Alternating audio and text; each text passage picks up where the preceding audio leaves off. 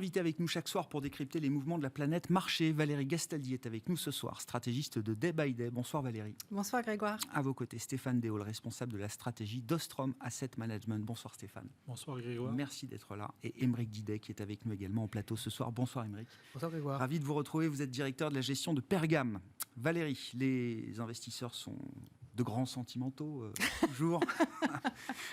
et les prix font bouger le sentiment des investisseurs. Le 20 mai dernier, c'était il n'y a pas si longtemps, hein, c'était il y a 10 jours à peine, c'était la fin de la semaine de l'échéance sur les marchés dérivés notamment. On avait un S&P 500 qui flirtait avec alors, la limite symbolique du bear market, hein, une baisse de 20% et plus par rapport au pic de début d'année. On commençait à voir Apple également s'enfoncer en bear market. Ça, c'était il y a 10 jours. Depuis quelques séances, 3-4 séances à peine, certes, on a l'impression que l'histoire a changé. Est-ce que l'histoire a changé ? Est-ce que l'ambiance de marché, en tout cas, est en train de se renverser aujourd'hui, Valérie ? Bon, alors, c'est une question à laquelle il est compliqué de répondre parce qu'il n'y a pas une histoire de marché. Il n'y a pas une ambiance, il y en a plusieurs qui coexistent à tout moment. Mais là, en ce moment, c'est peut-être encore plus évident ou important qu'à d'autres moments. Alors, ces différentes histoires, il y a plusieurs façons de les représenter. D'un point de vue fondamental, bien entendu, il y a la problématique de l'inflation, il y a la problématique de la guerre en Ukraine, il y a la problématique des banques centrales, qui est bien entendu liée à celle de l'inflation, mais enfin, pas que. Il y a plein d'autres choses qu'on pourrait... La consommation, là aussi, tout est un petit peu lié. Hein, c'est toujours des serpents qui se mordent la queue en économie. C'est ce qui fait que c'est compliqué et rigolo. Mais enfin, on a plein de tableaux qui peuvent questionner.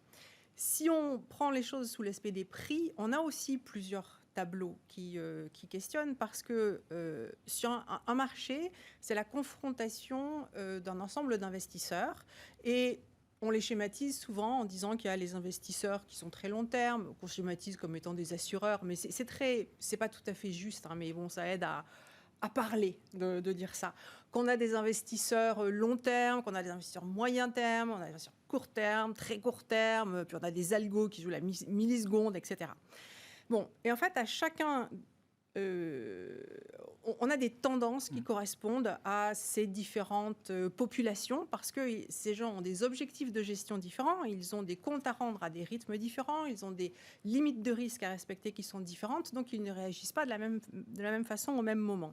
Parfois, tout le monde réagit en même temps, mais dans l'ensemble, on a des rythmes de réaction qui peuvent être différents. C'est ce qui donne la liquidité, c'est ce qui assure qu'on ait un marché fonctionnel. Alors, les investisseurs les plus long terme, et la problématique la plus long terme en ce moment sur les marchés, c'est la problématique de l'inflation. Jusqu'à l'automne dernier, disons, le discours qui était prévalent, c'était l'inflation est temporaire. Il y avait des gens qui pensaient différemment, mais pour la majorité, c'était quand même une inflation temporaire. Et ce qu'on a vu se développer à partir de fin novembre, début décembre, c'est en fait un marché qui a basculé. Et dans sa majorité, les gens se sont mis à ajuster les portefeuilles en se disant, bon, de toute façon, il y a un truc qui est là pour rester, c'est l'inflation. Donc, il faut commencer à ajuster le style d'investissement à cette inflation. Est-ce que, pour moi, c'est un mouvement qui est durable, cette inflation ou pas ? Oui, c'est un mouvement qui est durable et je n'ai pas peur de m'engager que c'est un mouvement qui est durable pour la décennie, peut-être même au-delà. Ça dépend à quel niveau on la voit. Avec des variations, des niveaux différents. Oui, mais parce que sinon, on pourrait la projeter à 50%. Mais on ne revient pas dans la stagnation séculaire de 1% voilà. d'inflation qu'on a eu pendant 10 ans. Exactement. Donc, l'inflation aux États-Unis... Je précise parce qu'en Europe, c'est plus délicat de se prononcer quand même. Il y a encore beaucoup de choses à faire pour espérer avoir un rythme d'inflation qui soit soutenu et éviter le scénario japonais. Aux États-Unis, cette inflation, pour moi, elle est durable. Donc, est-ce que le style value, c'est-à-dire est-ce que... là aussi, de façon un petit peu grossière, les banques, l'énergie, l'automobile... des utilities, certaines, enfin, il y a un ensemble de secteurs et de valeurs qui peuvent bénéficier de cette rotation sectorielle. Est-ce que ça peut durer ? Oui. Est-ce que les technos et le luxe, il ne faut pas en avoir ? Bah oui. Mais, alors bien entendu, c'est des choses qui sont du long terme. Mhm. Est-ce que au mois de juin, c'est ce à Oui, ce qu'il faut oui. se préparer? C'est pas évident sur un mois. On a déjà beaucoup baissé sur les technos, on a beaucoup baissé sur le luxe. Potentiellement, ça peut rebondir un petit peu plus. Mais donc, il faut faire vachement attention à ces horizons de temps. Alors, est-ce que la baisse qu'on a vue se développer sur le S&P depuis le mois de janvier, sur le Nasdaq depuis le mois de décembre, est-ce que cette baisse, elle va se terminer et elle va laisser place à un rebond de 1 mois ou 2 mois ou 3 mois, cet ordre de grandeur-là? Je pense que c'est possible. En fait, je pense que c'est particulièrement possible en Europe.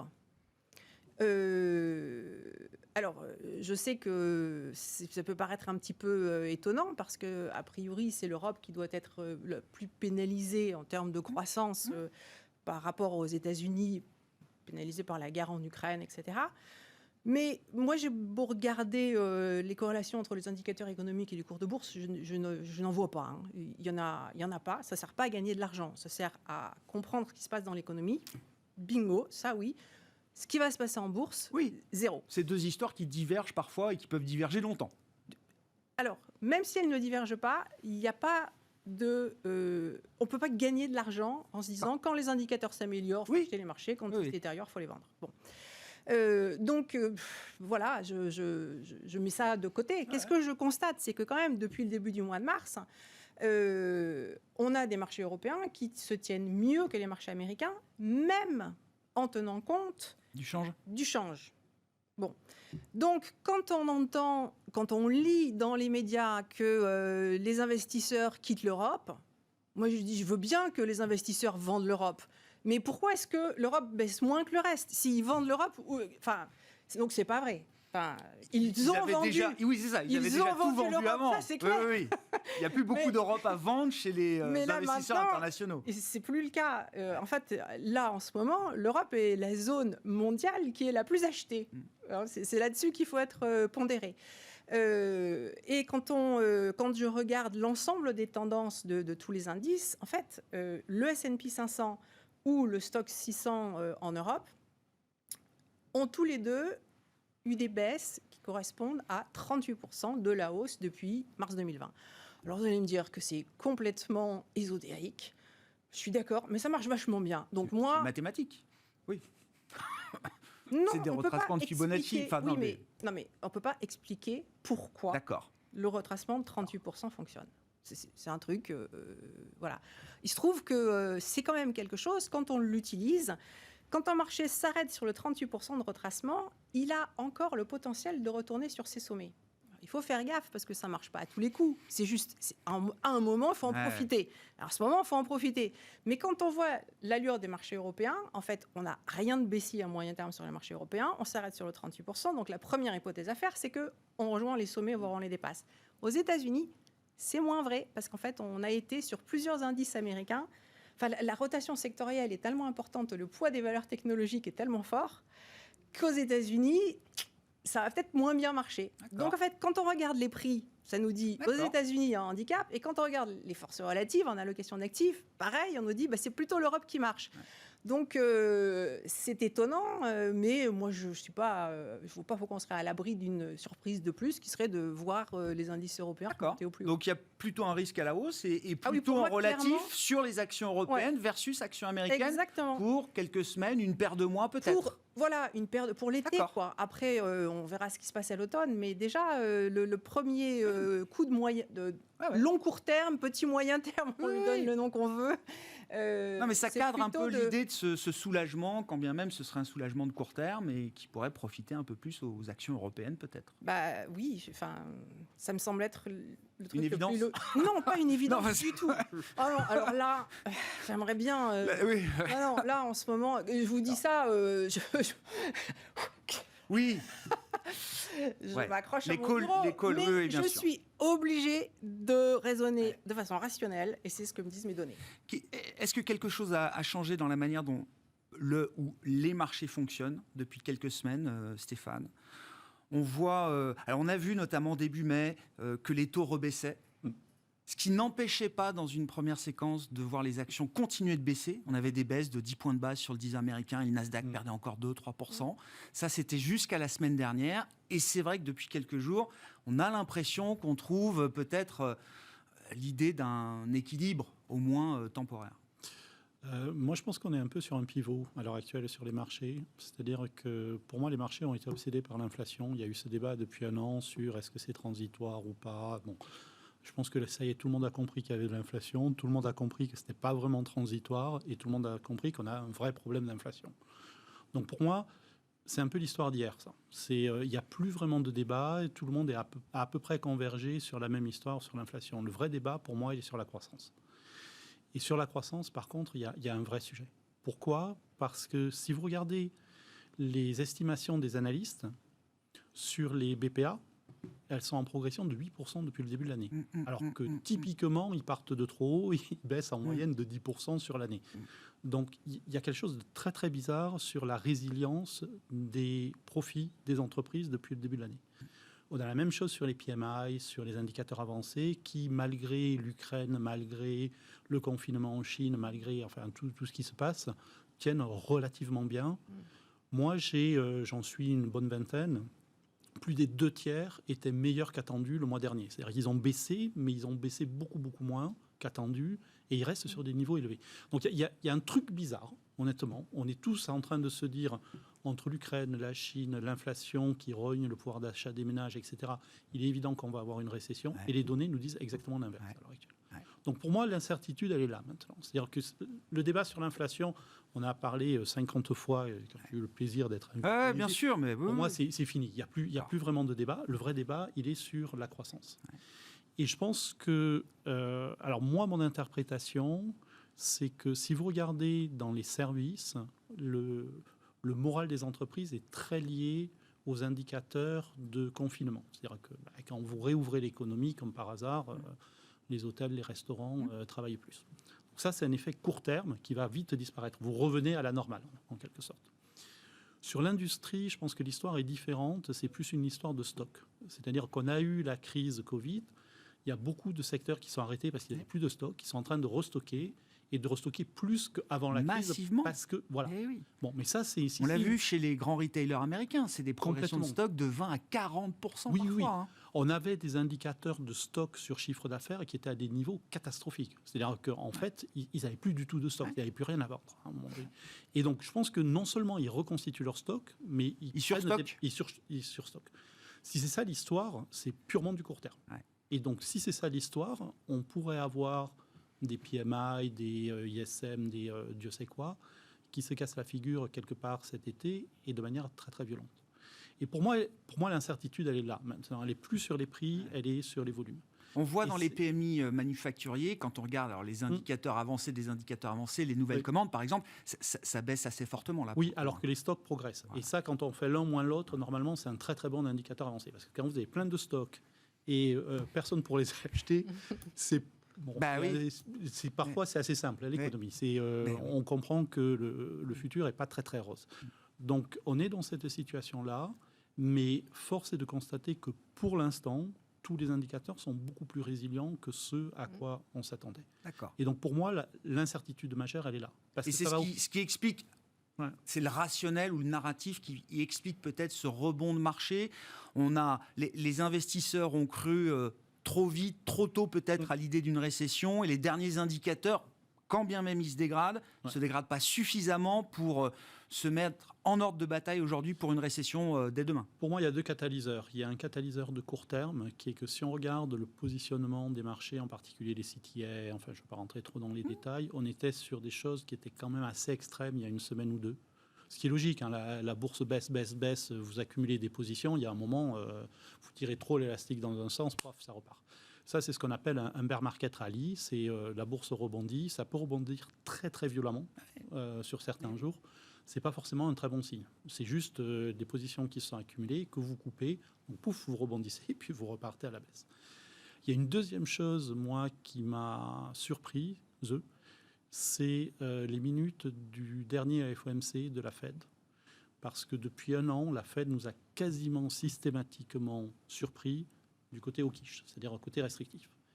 Et là, il y avait pour la première fois depuis un an, une petite musique plus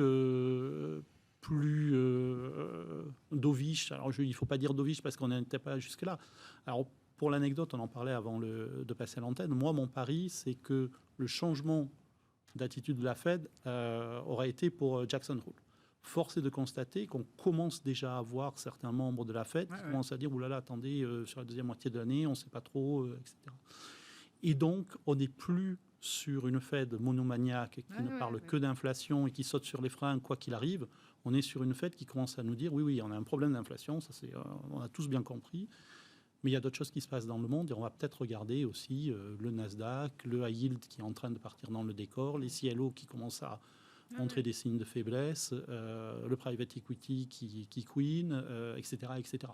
Et dans ce cas-là, on n'a plus exactement la même Fed en face de nous. Une Fed qui est moins exclusive dans la gestion de son mandat, qui comprend l'emploi, la croissance. Et dans ce cas-là, peut-être que le put de la Fed n'est pas si loin que ça. Ce serait beau. Jackson Hole, j'ai pas la date précise, mais c'est fin août, c'est ça, c'est le grand séminaire symposium dans le Wyoming, qui devrait pouvoir se tenir peut-être en présentiel cette année, on verra, mais qui marque, comme on le dit traditionnellement, la rentrée des banquiers centraux à la fin du mois d'août. Vos commentaires de marché, Aymeric, ça fait longtemps qu'on ne s'est pas vu, effectivement, donc on est un peu dans une séquence peut-être un peu court-termiste, mais est-ce qu'il y a eu un excès de pessimisme? Est-ce que c'est légitime que cet excès soit un peu corrigé? Est-ce que les risques accumulés dans le passé récent sont encore des risques importants pour l'avenir? Et notamment ce shift de l'inflation, des inquiétudes inflationnistes vers des inquiétudes plus tournées sur la croissance. Oui, des risques et des problématiques, il en reste beaucoup aujourd'hui dans les marchés. Maintenant, il y a quelque chose qui ne change pas et qui est très convaincante, c'est la confiance qu'on peut avoir envers les banquiers centraux. Et ça, c'est quelque chose qui n'a pas changé, on n'en démord pas de cette confiance-là, qui vont arriver à gérer correctement cette crise qu'on a et ces problématiques qu'on connaît aujourd'hui. On a bien vu la Banque Centrale Européenne faire beaucoup de changements dans sa politique monétaire depuis 18-24 mois, dans son discours, dans sa façon de penser, dans sa façon d'adresser les problèmes. Et la Réserve fédérale américaine également être capable d'être sur un volet beaucoup plus large, avec finalement beaucoup de discussions également avec le Trésor.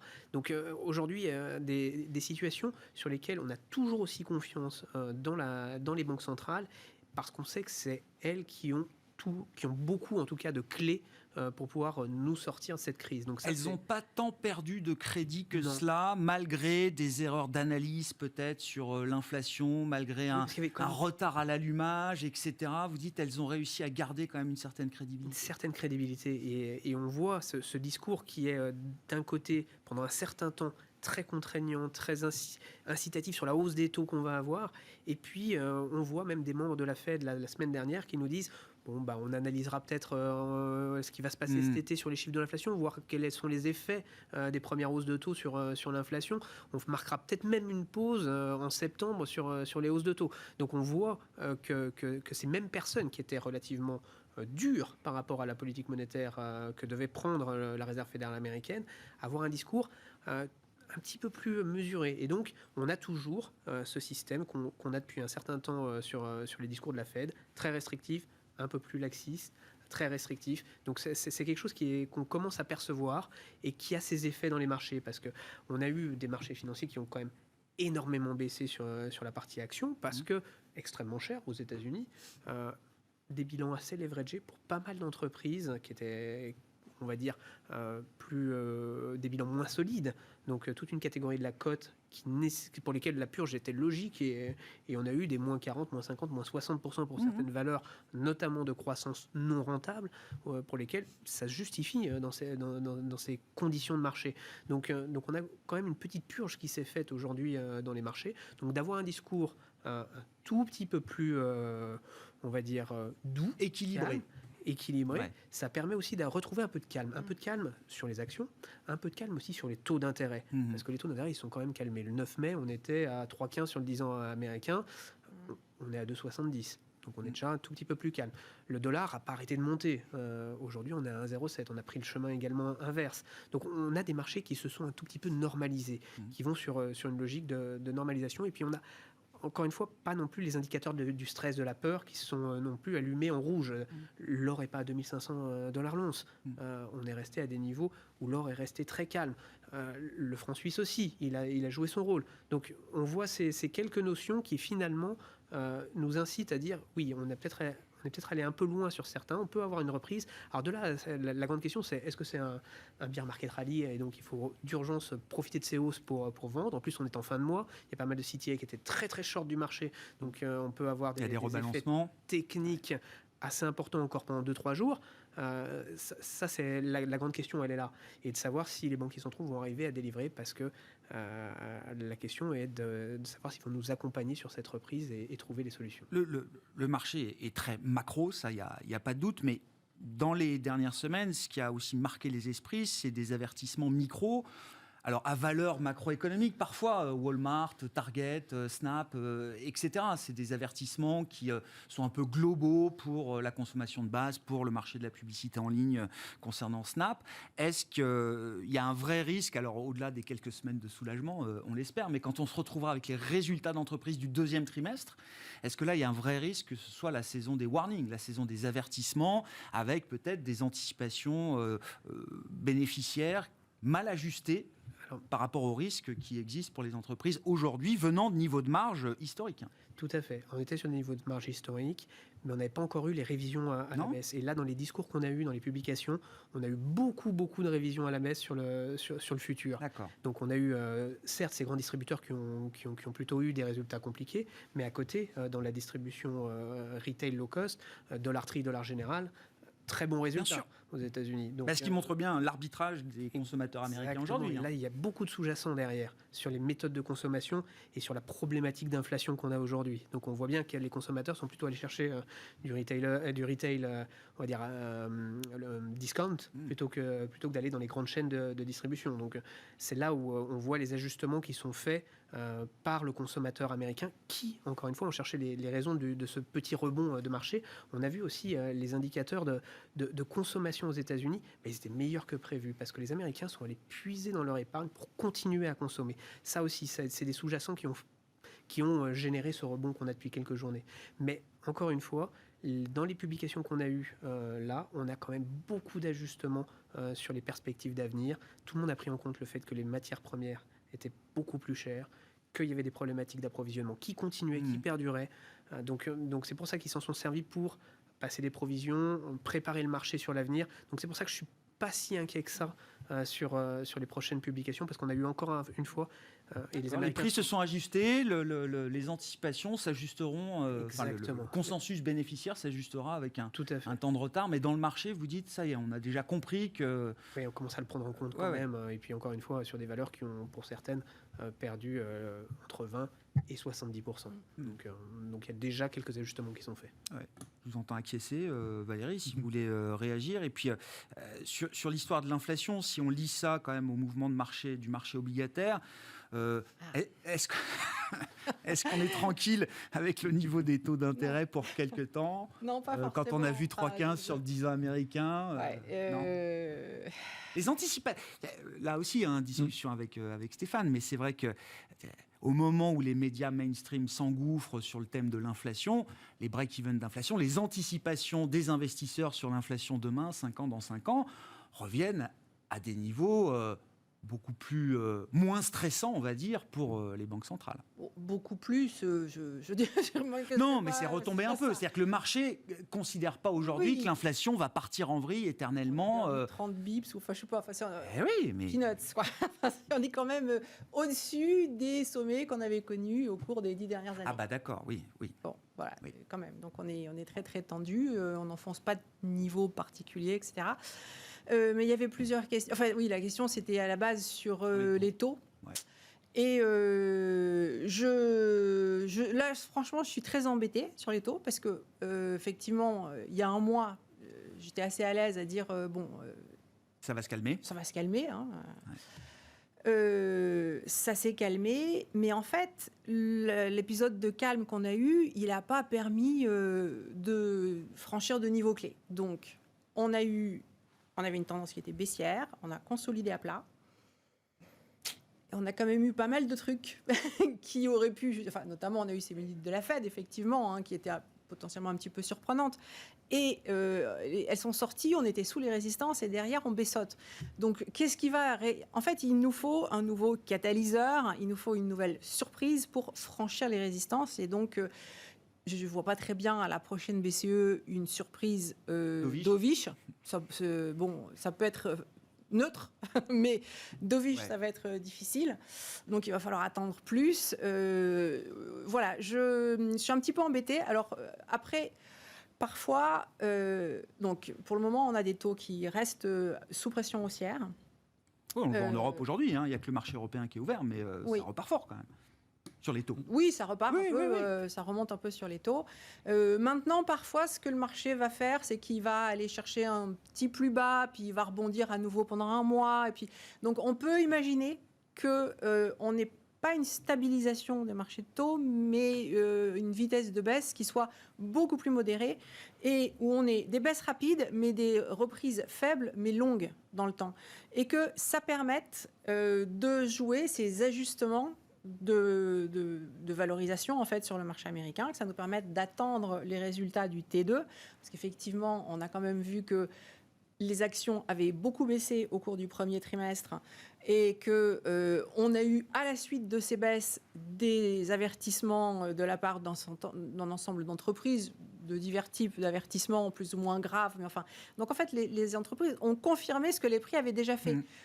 Donc, oui, ça peut rebondir jusqu'à ce qu'on approche trop des résultats suivants et qu'on se mette à anticiper les résultats du T3 à l'aide des données qu'on aura eues entre-temps sur l'économie.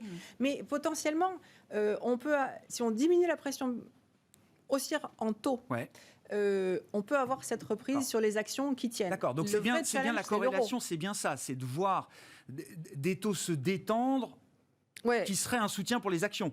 Oui, se tendre moins vite. Se tendre moins vite, d'accord. Se tendre moins vite. Mais je suis d'accord, je marche sur la corde raide parce que je ne vois pas très bien comment justifier qu'on ait encore des taux qui risquent de monter. Voilà, je ne peux pas dire le contraire pour le moment. Vous dites dans le cycle de resserrement des banques centrales, d'une banque centrale comme la Fed, on n'a peut-être pas vu encore le point haut des taux longs ? Non, attendez. La Fed, ce qu'elle va faire, c'est une chose. Sur le 10 ans américain, c'est pas la Fed qui décide, c'est quand même le marché.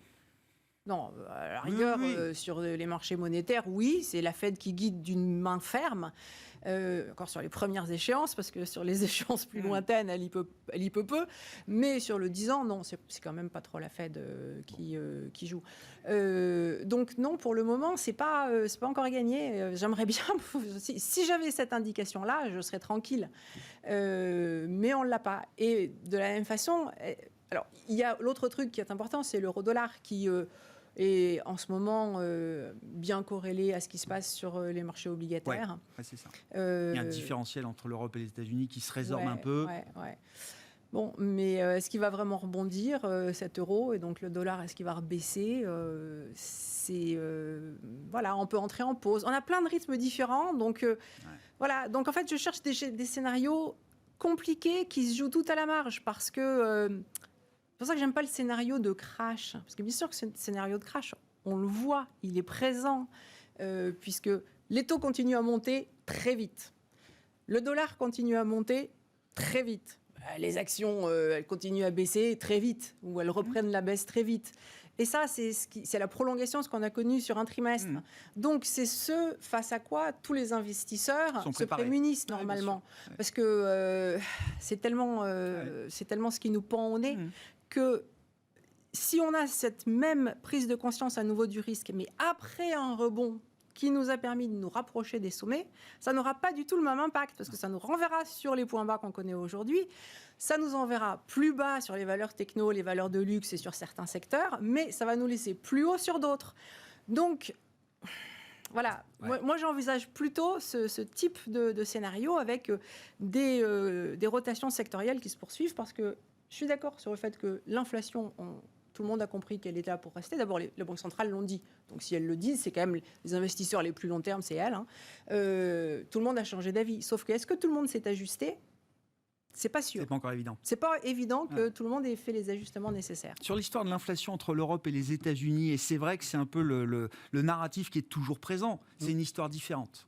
C'est pas la même chose. Là, je regardais, effectivement, quand on regarde un an devant nous à partir d'aujourd'hui, le marché estime que la BCE montera peut-être ses taux autant de fois que la Réserve fédérale américaine. Oui, ça, je demande à voir. Alors, non, mais où est-ce qu'on met le curseur? Parce que vous avez écrit là-dessus, Stéphane, c'est un phénomène global. Vous dites aujourd'hui l'inflation, vous avez assez peu de doutes là-dessus, et assez peu de doutes que l'Europe suivra l'histoire américaine, même si c'est dans une ampleur différente. Mais mais enfin, on m'a dit non, mais l'inflation européenne, c'est que du pétrole. Regardez, c'est pas que du pétrole. Après, tout a suivi les États-Unis comme d'habitude avec 2-3 trimestres de retard. Donc, il faut garder à l'esprit que si vous regardez l'inflation dans les pays de l'OCDE, 80%, c'est de l'inflation globale.